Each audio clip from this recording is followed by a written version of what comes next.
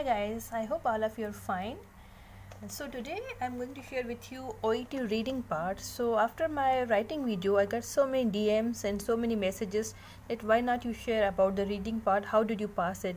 So I thought why not I should share with you guys. So reading is very important part of OET, and nowadays many students, many persons, when they are trying for reading part, they are not succeeding. After writing part, so many of you have DM me and my Insta and also on YouTube and Facebook. Why not you share about the reading part? And to be honest, reading part is very technical too. So often, like many candidates, they just focus on the writing part, assuming it is going to be difficult. But I think we should divide our time. And as I have recently passed Alhamdulillah OET exam, and I got required scores in all 4 sections. So I thought, why not I share with you guys so you can benefit as well. These are some tips and tricks that definitely going to help you, and they will work 100% because I personally have used them. So reading part is very important. So I'm going to share with you guys few tips and tricks and what is reading in exam. So reading, especially I have this, I can show you my practice booklet. So reading part A is very important, and most importantly they give you just 15 minutes. You have to complete 20 questions. So keeping in mind, time management in reading is very crucial. You cannot just focus on one question. So my advice is, if you cannot find answer for one question, you should move on to next question. This is what I really did in my actual exam as well. And when I have some time left in the end, I came again to the same question and did my answer. So the reading part 1 carries maximum marks because it has 20 questions. The most difficult part for reading are, this is my practice test. I just wanted to show you guys this. You can do as well. Some people prefer online. I did on printed papers. Part B and C, they are very important, and so many of you have been asking me why not give review of the part B and C of the reading part, especially part C.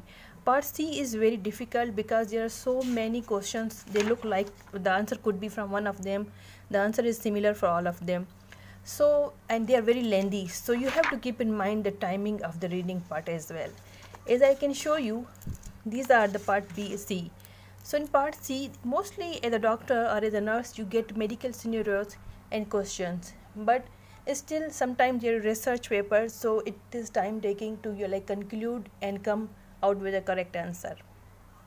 Guys, the trick which really worked for me for part B and C was that I used to do the answers first. I used to read the options first from the question paper, the questions, and then come to the paragraph.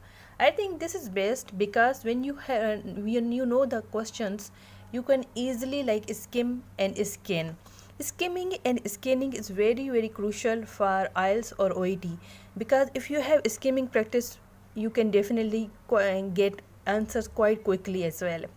So what you can do, just go through the questions first like this. I used to go to the questions and I used to highlight the main words which they are asking in question. You can highlight, or you can do just like this, and then you can go into the paragraph and try to search for those answers. Quite often they are not the same words, so you need to be familiar with the synonyms. So for OET, I make a booklet for myself for synonym words. You need to remember these words. You need to really work hard on that part and memorize synonyms for OET. That is going to be helpful not only in reading but speaking, writing as well. So it's important.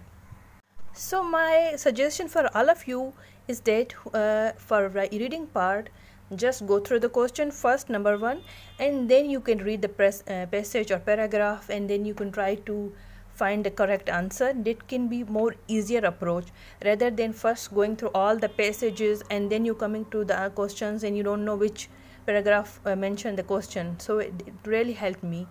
You can try working this way. And number 2 thing is, as I was saying, number 2 or secondly, what you can do is that you can read if your reading is not good. Luckily my reading is good because I like reading. I like reading not only medical, I like reading books, novels as well.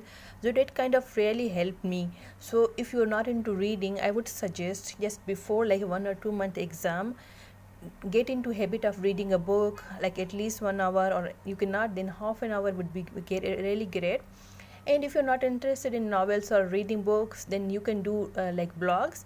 There are so many blogs related to health, especially if you search on blogs like BBC. They are discussing about various health related topics, about different kind of diseases. So that way you are more familiar with the reading part and you know about the common words they are using. So I think there are myriads of ways you can use your reading skills in the actual exam as well, because I think at the end of the day it is comes down to the what is your like basic skills, or you how much you know before you are appearing for exam.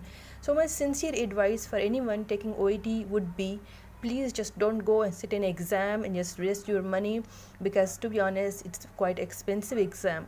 So you need to be prepared beforehand, and at least if you're not prepared, like give yourself minimum like 1 to 2 months to get like confidence, and also acknowledge with the exam, because if you don't know about the exam pattern, you're not going to work out how much important is like your awareness about the exam. So these are about the reading part. If you guys have any other further questions, please let me know in the comment section. And if you like my video, please guys share, like and subscribe. And I hope you like my video. Until next vlog, bye.